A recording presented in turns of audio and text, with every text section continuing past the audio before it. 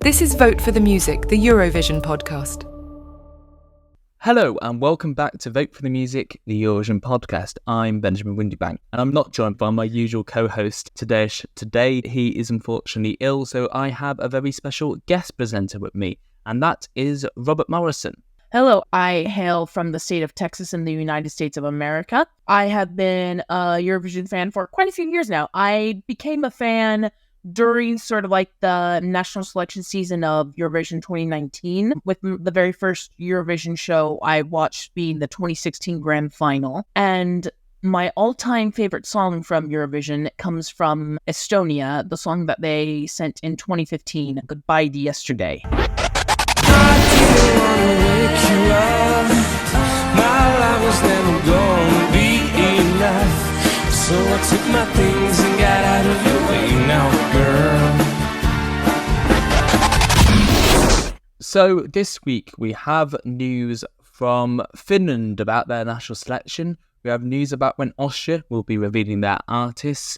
Some news about Montenegro's participation. And we've got a bunch of Junior Eurovision news, including 2 songs who will represent Italy, the name of the song for Malta, national final results, and some news from the steering group. So with all that being said, I think we're good to go. This is to music first, always. We are unstoppable. Open the frontiers to make people meet people. Music is not fireworks. Music is feeling. You're good to go. Thank you, vote for the music!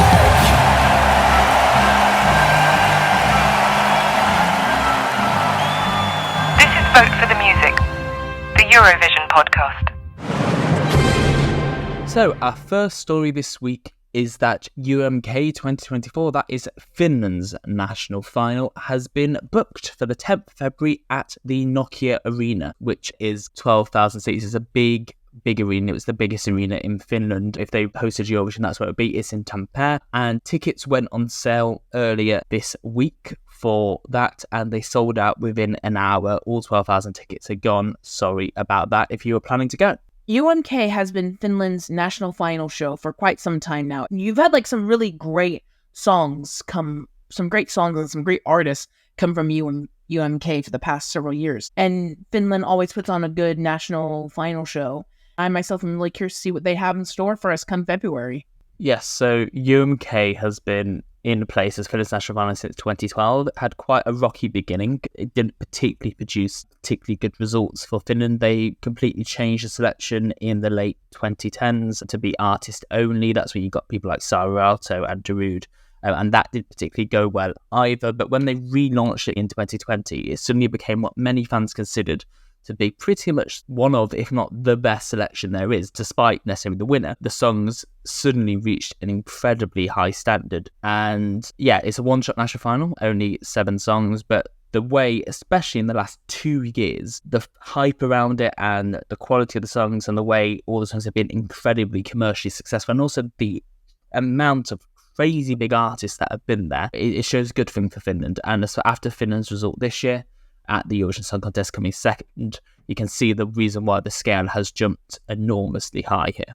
Finland has actually done quite well recently in Eurovision, with Blind Channel coming 6th in 2021 and Cha Cha Cha, which came 2nd in 2023, and notably won the televote that year as well. So like last year, Wiley have announced that the artists will all be revealed on the 10th of January, and then from the 11th to the 19th of January, they will be releasing once a day on YouTube each song, building up to the 10th of February UMK live show. And they have also released a few teasers about which of the 7 artists will be competing. And we've got the next few months to try and guess who they are. So the first teaser is a talented artist's first 90s style dance song. I think this could be something very interesting, especially because I think when it comes to Eurovision, we definitely need sort of like a diverse selection of music. And Finland has always actually been really good with providing diverse songs for the contest. So I think with this first one of like up and coming artists in Finland doing their first sort of like 90s style dance song, I'm really curious to see who this will be and what that song will be. So the second teaser we have is a power song by true vocal talent. I myself love sort of like power type songs, like power rock, power ballads especially. So seeing sort of like a power style song in UMK, I'm up for that. Do you think this could possibly be a returnee from Finland? I mean, a lot of people is talking about Sara Aalto maybe as a possibility, considering the fact she is an enormous vocal talent that you can potentially really see at Eurovision because of the type of song she was given. I do think that she is a possibility. They haven't said if this is a new or returning artist. Like, I don't really, unless it's sort of like a really massive name, I don't really see them like hyping up like a brand new name. So I do think this will be a returning name. The third teaser is perhaps the best song of an indie favourite's career. Well, it honestly depends on like what kind of indie music this will be. It could be like indie pop, indie rock, whatever. But with it being indie, it's going to definitely be a song about probably someone's self. Like, it's going to have like a personal message within it. So the next one is one people have been speculating a bit more, the fourth teaser, and that is two big name performers doing a surprising duo with a serious refrain. So I think this is an interesting one for fans to speculate about. I think there's a very good chance that at least one of these names is someone who has done Eurovision for Finland before. I would say that's a strong possibility. It's a surprising duo, so I think it's people that wouldn't necessarily go together. Yeah. I think this one is one very interesting, but the next one perhaps has even more we can talk about, because the fifth teaser is a thunderous rock anthem by a world touring band. Oh.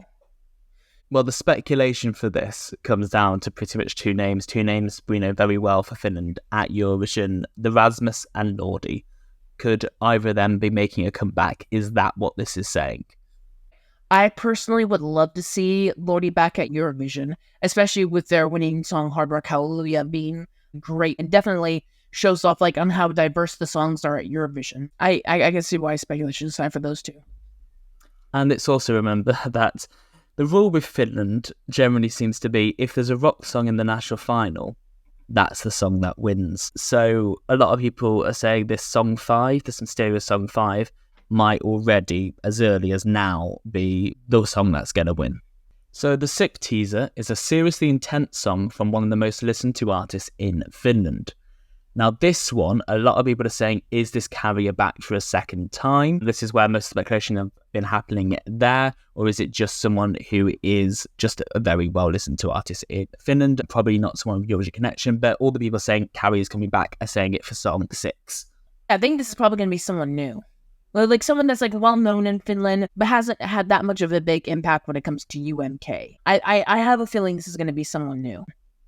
And then the final one, song 7, is a hard-hitting club banger by a well-known artist making a comeback. This one, out of all of them, I think, is the most likely to be someone who's participated for Finland before. I agree, but just their wording of this, it definitely sounds like this is someone that has been at UMK before, that maybe even been to Eurovision before, and is coming back with something big. It could possibly be. There is the option of someone like Krista Sigfrids, who did Marry Me in 2013. Even Sara Aalto is possible here. I think even if you're going a bit older, there are certainly a lot of names from sort of the 80s and 90s who definitely could be in with a chance there. Agreed. This is going to be an interesting one to see.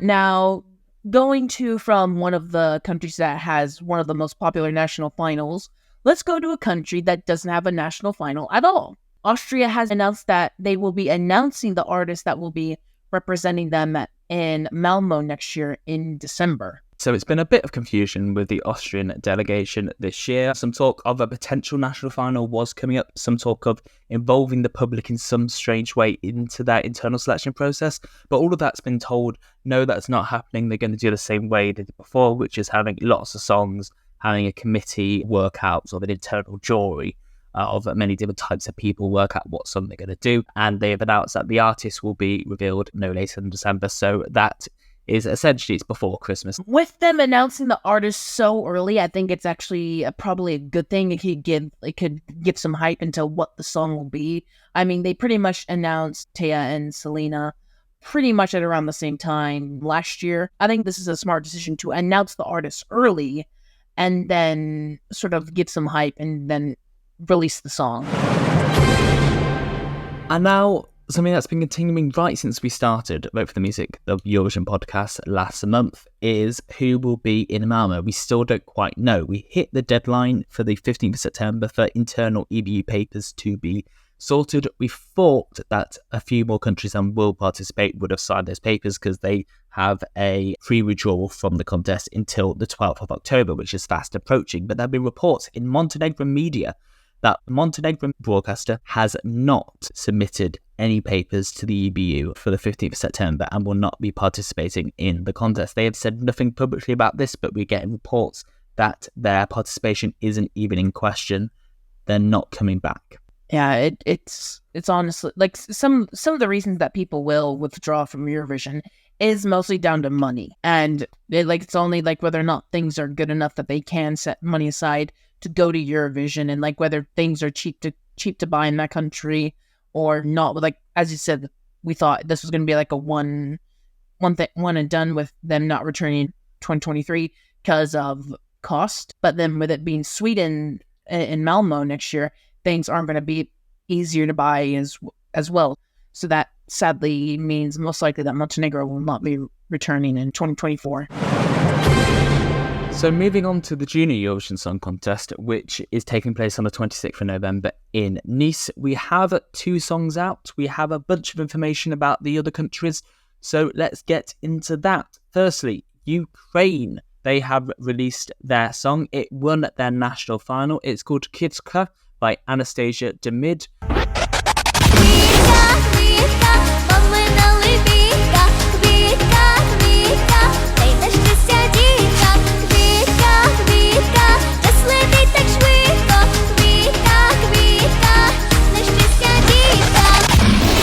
I think this is really good. It's really solid, but it's not spectacular. It doesn't reach up to the point where it's going, this is great.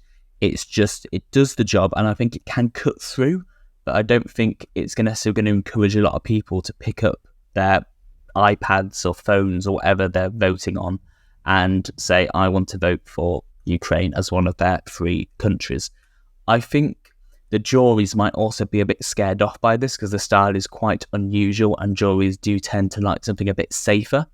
But I think it could potentially do top 5 at a push, mostly probably going to be between 5th and 10th place. But I do really like it. I would probably give it a 6 out of 10. So for mine and today's full thoughts on the Ukrainian entry at Junior Eurovision, please check out our Quickfire Review, which will be out on Tuesday morning. The other country that has released their song this past week has been Spain with the song Love You by Sandro Valero, and this has immediately become one of the fan favorites and a frontrunner for this year's Junior Eurovision Song Contest.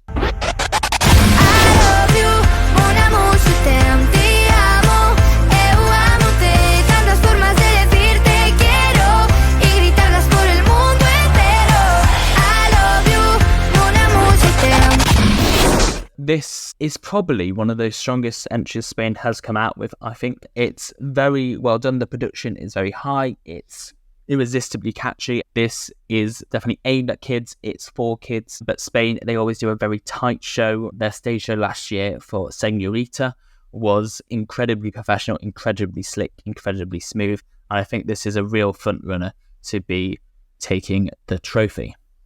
So if you want to hear our full thoughts on Spain's Junior Eurovision entry, Love You by Sandro Valero, please check out our Quickfire Review, which will be out on Thursday morning.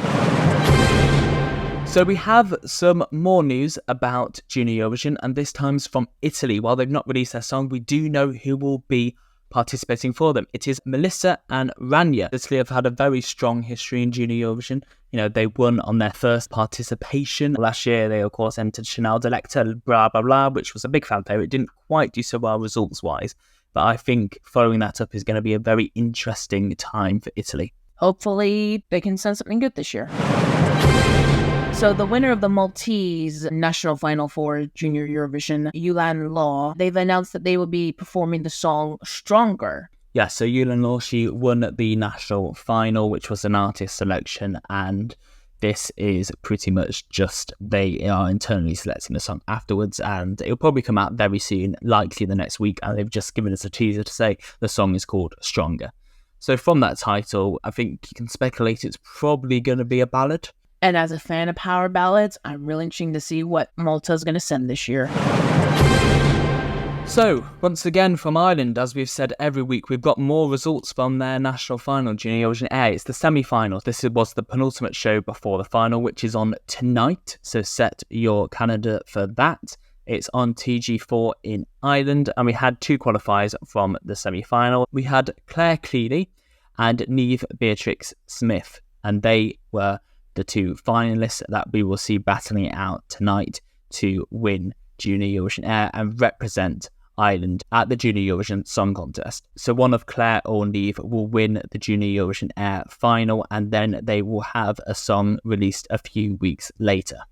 I think it's really interesting on how Ireland sort of does their national finals for Junior Eurovision.